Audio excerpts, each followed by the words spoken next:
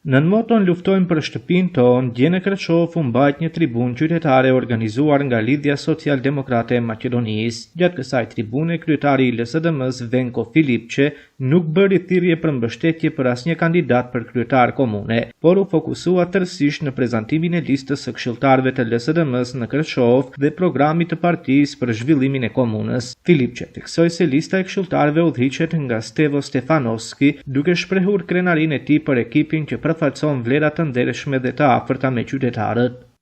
Socijaldemokratski sojuz na Makedonija ovde Lokićevo predvodena od našeg drugar Stevo Stefanovski.